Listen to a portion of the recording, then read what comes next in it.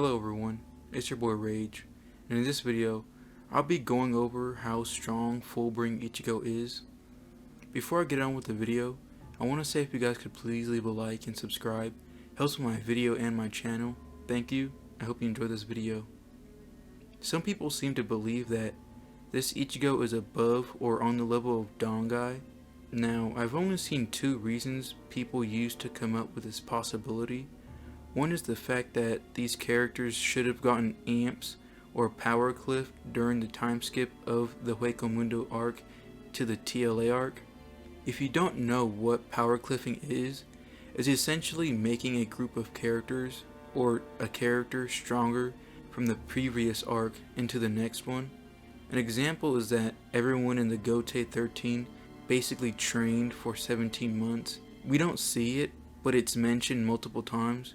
We see Renji say that he's so much stronger and done so much training that he can fight people on the level of Aizen. We also see the fact that Byakuya increased the multiplier speed when he uses his hands to control Senbon Sakura. But back to the main point, people use this to justify Ichigo being stronger than Dangai, which is not the case. Why would Ichigo need to get his real Zanpakuto and go through Soul King level training just to reach the same level he was before he got there? The last one is a Bleach novel page. I forgot which novel it came from, but essentially the page talks more about the conversation between Kisuke and Yamamoto about giving Ichigo's powers back. The page quotes Kisuke saying that if Ichigo wants the same powers he had before, it's gonna cause a lot of spiritual pressure. Now for one, Kisuke nor the whole Gote 13 could feel how strong Dangai Ichigo is. They weren't even around when he pulled up on Aizen. The only person who was is Renkiku, who doesn't know anything about Ichigo. Another thing, the characters in the fight compare this Ichigo to the one before Dangai. In fact, I don't think they bring up Dangai in this arc a single time. They might, but in reference of Ichigo losing his powers and not how strong he was. They even say his Getsuga Tenshos are stronger, along with his speed and strength. Ichigo never used a Getsuga Tensho in his Dangai state, so they can't be talking about Dangai. They're either talking about Ichigo before Dangai, or Ichigo in his complete Fullbring, who is relative in power to Ichigo post Ukiura fight. It just seems counterintuitive for Ichigo to be on the level of Dangai, go through a training arc just to reach that level again, especially since when Yuha is just complimenting on how strong and magnificent Ichigo's powers are, yet says nothing about his power when he sees him for the first time in the Soul Society. If that's not enough to convince you, I don't know what is. I suggest rereading the story. Let's talk about Ichigo's Fullbring for a minute.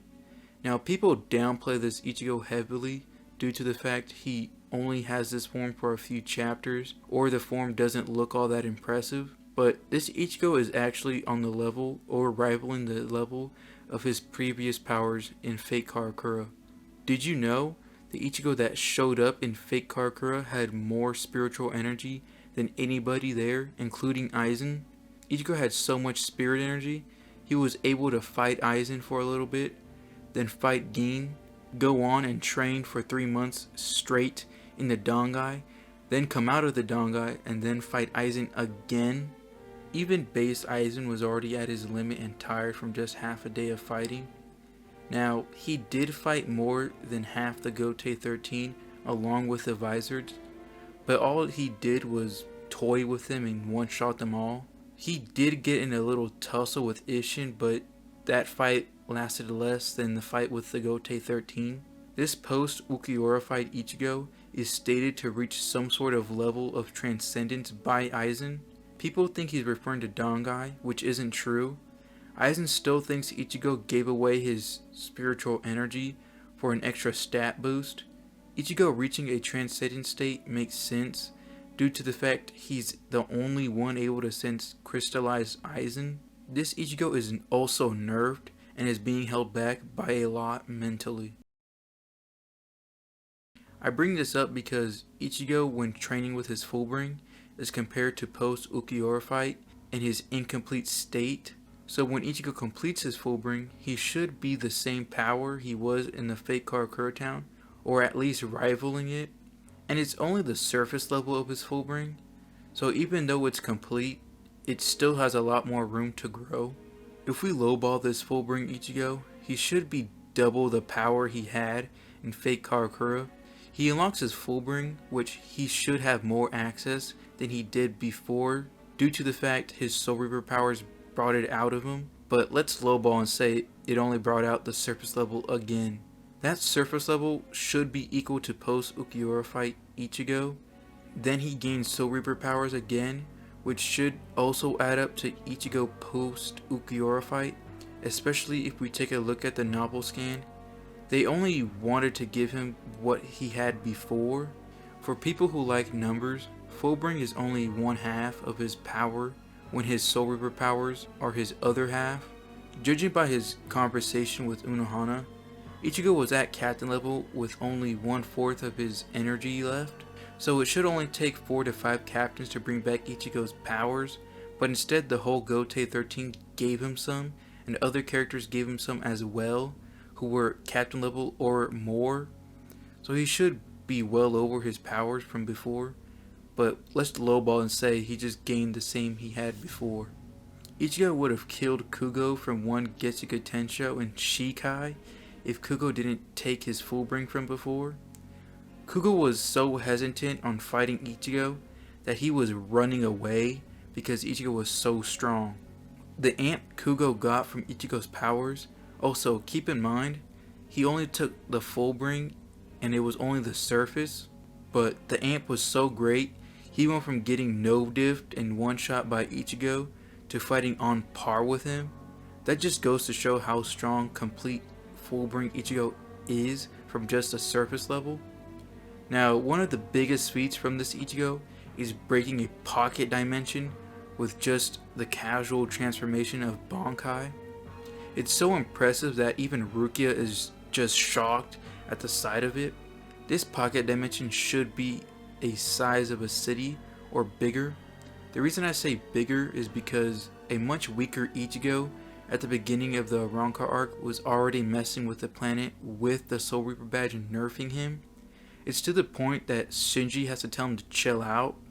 So this pocket dimension should be well over city size.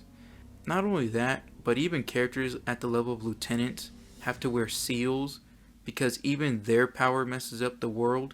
These seals are able to nerf 80% of their power.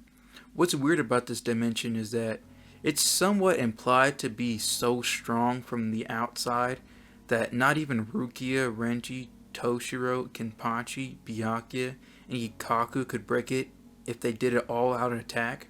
Now what's crazy about this is they sent these exact same people to possibly kill Ichigo if he sided with Kugo. You also have to remember this Kenpachi is above the likes of Full Hollow Ichigo and Azashiro, who was classified as the strongest Soul Reaper. He even got a new eye patch that nerfs him even more. This is all novel stuff, so do what you will with this information. So this Kenpachi, who's possibly above the likes of Full Hollow Ichigo, isn't strong enough to break the pocket dimension with help. These captains and lieutenants train so hard that they are able to fight characters like Base Aizen and still weren't able to break the dimension. But that's only if you take what Rukia and Yukio said about the box. In the 1000-Year Blood War, Ichigo doesn't really have any crazy feats in this form. He babies Eburn and bullies Quilgi, who fused with Ion and absorbed Reishi around him to amp himself. Quilgi was also someone who Yuha trusted to watch Hueco Mundo and was able to beat Apache, Sun, and Mila Rose all at the same time. Nelliel thought these three were above Ichigo. Now, Base Quilgi soloed these three while Ichigo and Base pushed Quilgi into his holy form. So I'm not sure if Nelliel is including Ion. If she was including Ion, I can see it, but even then it's debatable. If you think Quilgi suffered some setbacks from absorbing Ion, which he probably might, then Ion could probably press Ichigo into Bankai. If you think the amp is just Quilgi plus Ion, then Ichigo most likely no diffs Ion.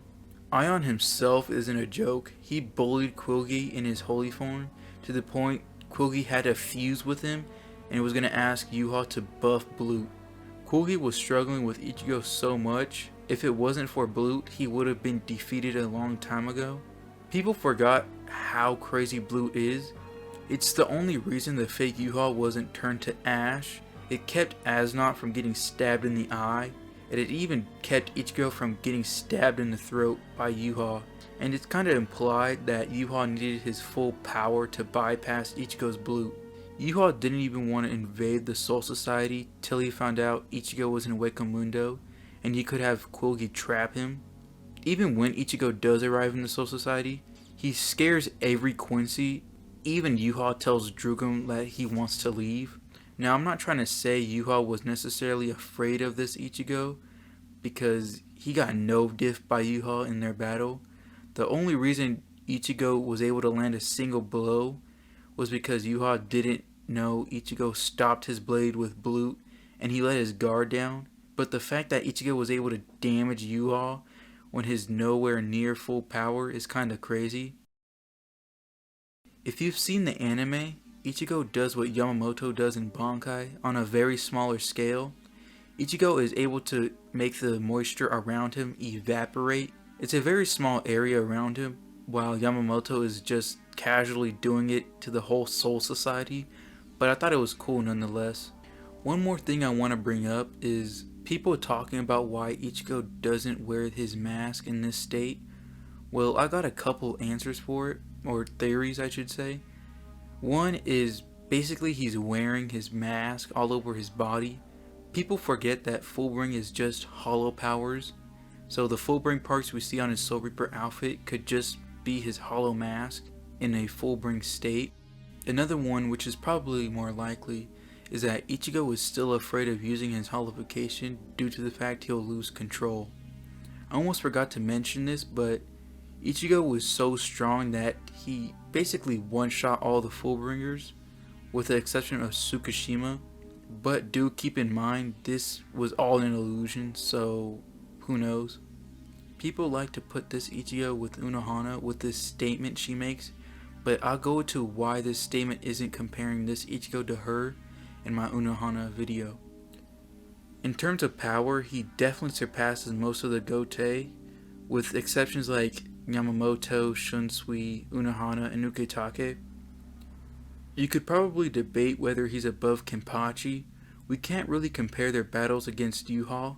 For one, when Ichigo fought Yuha, he wasn't really trying, and when he did, he just got choke slammed and stabbed in the throat. To be fair, he was already at his limit and tired, but Ichigo did receive a rage amp. But just like Kenpachi, he got no diffed. So far, they're the only ones to actually defeat Quincy they went up against in the first evasion. Everyone seems to have the same reaction when they see Ichigo or Kenpachi.